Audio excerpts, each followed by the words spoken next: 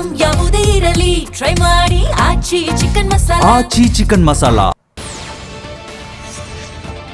16 ವರ್ಷಗಳ ಸುದೀರ್ಘ ಕಾಯುವಿಕೆ ನಂತರ ಭಾರತದ ಮೊದಲ ಸಂಪೂರ್ಣ ಡಿಜಿಟಲ್ ಜನಗಣತಿ ಇವತ್ತಿನಿಂದ ದೇಶದಾದ್ಯಂತ ಆರಂಭವಾಗಿದೆ.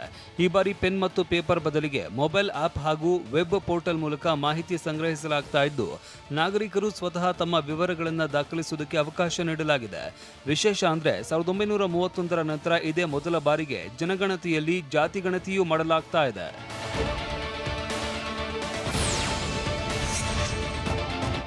ಒಟ್ಟು 2 ಹಂತಗಳಲ್ಲಿ ಗಣತಿ ನಡೆಯಲಿದೆ. ಏಪ್ರಿಲ್ 2026ರಿಂದ ಸೆಪ್ಟೆಂಬರ್ ವರೆಗೆ ಮೊದಲ ಹಂತದಲ್ಲಿ ಮನೆಗಳ ಪಟ್ಟಿ ಮತ್ತು ಮನೆ ಗಣತಿ ಆಗಲಿದೆ. ಮನೆಗಳ ಸ್ಥಿತಿ, ಸೌಲಭ್ಯ, ಆಸ್ತಿ-ಪಾಸ್ತಿ ಇತ್ಯಾದಿ ಮಾಹಿತಿ ಕಲೆ ಹಾಕಲಾಗುತ್ತದೆ.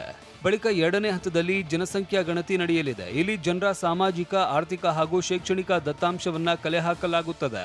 ಜನರ ಜಾತಿ, ಉಪಜಾತಿ ಇತ್ಯಾದಿ ಮಾಹಿತಿಯನ್ನು ಪಡೆಯಲಾಗುತ್ತದೆ. ಇದು 2027ರ ಫೆಬ್ರವರಿಯಲ್ಲಿ ನಡೆಯುವ ಸಾಧ್ಯತೆ ಇದೆ.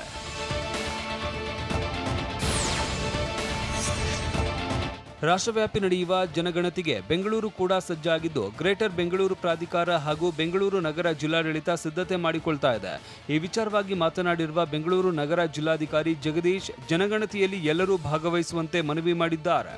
ನಾನು ಸಾರ್ವಜನಿಕರಲ್ಲಿ ಮನವಿ ಮಾಡ್ಕೋತೀನಿ, ಸೆಲ್ಫ್ ಎನ್ಯುಮರೇಷನ್ ಮಾಡೋದ್ರ ಮೂಲಕ ನಾವು ಜನಗಣತಿಯಲ್ಲಿ ನಾವೇ ಸ್ವತಃ ಕೈ ಜೋಡಿಸೋದಕ್ಕೆ ಅನುಕೂಲ ಆಗ್ತದೆ. ಇದೆಲ್ಲ ರಾಷ್ಟ್ರ ಕಟ್ಟುವಂಥ ಕೆಲಸಕ್ಕೆ ನಾವೆಲ್ಲರೂ ಕೈ ಜೋಡಿಸಬೇಕಾಗಿದೆ. ಹಾಗಾಗಿ ತಾವೆಲ್ಲರೂ ಇದನ್ನು ಮಾಡಬೇಕು ಅಂತ, ನಾನು ಸೆಲ್ಫ್ ಎನ್ಯುಮರೇಷನ್ ಮಾಡಬೇಕಂತ ಕೋರ್ತೀನಿ. ಆಲಿಕಲ್ಲು ಮಳೆಗೆ ಬೆಳೆ ನಾಶ ಹಿನ್ನೆಲೆ ನಿನ್ನೆ ಗೃಹ ಸಚಿವ ಬೆಳೆ ಹಾನಿ ಪ್ರದೇಶಕ್ಕೆ ಭೇಟಿ ನೀಡಿ ಪರಿಶೀಲನೆ ನಡೆಸಿದ್ರು. ತುಮಕೂರು ಜಿಲ್ಲೆಯ ಶಿರಾ ತಾಲೂಕಿನ ತಡಕಲೂರಿಗೆ ಗೃಹ ಸಚಿವ ಡಾಕ್ಟರ್ ಜಿ ಪರಮೇಶ್ವರ್ ಭೇಟಿ ನೀಡಿ ದಾಳಿಂಬೆ, ಪಪ್ಪಾಯ, ಅಡಿಕೆ ಸೇರಿದಂತೆ ಹಲವು ಬೆಳೆ ಹಾನಿ ಪರಿಶೀಲನೆ ನಡೆಸಿದ್ರು. ಅಲ್ಲದೆ ಪರಿಹಾರದ ಬಗ್ಗೆ ಕ್ರಮ ಕೈಗೊಳ್ಳೋದಾಗಿ ರೈತರಿಗೆ ಭರವಸೆ ನೀಡಿದ್ರು.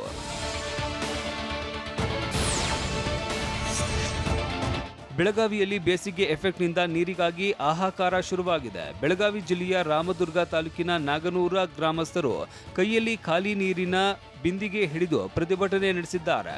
ಪೈಪ್ಲೈನ್ ದುರಸ್ತಿ ಕಾರಣ ಕುಡಿಯುವ ನೀರಿಲ್ಲದೆ ಪರದಾಡ್ತಾ ಇದ್ದೀವಿ. ಗ್ರಾಮ ಪಂಚಾಯಿತಿಗೆ ಮನವಿ ಮಾಡಿದ್ರೂ ಪ್ರಯೋಜನ ಆಗ್ತಾ ಇಲ್ಲ ಅಂತ ಜನ ಆಕ್ರೋಶ ವ್ಯಕ್ತಪಡಿಸಿದ್ರು.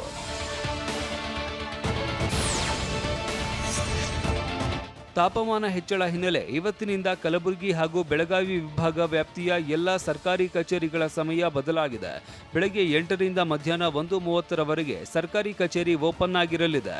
ಕಲ್ಯಾಣ ಕರ್ನಾಟಕದ ಕೊಪ್ಪಳ, ರಾಯಚೂರು, ಬಳ್ಳಾರಿ, ವಿಜಯನಗರ, ಕಲಬುರಗಿ, ಬೀದರ್ ಮತ್ತು ಕಿತ್ತೂರು ಕರ್ನಾಟಕದ ವಿಜಯಪುರ, ಬಾಗಲಕೋಟೆಯಲ್ಲಿ ಏಪ್ರಿಲ್, ಮೇ ತಿಂಗಳು ಸಮಯ ಬದಲಾಗಲಿದೆ.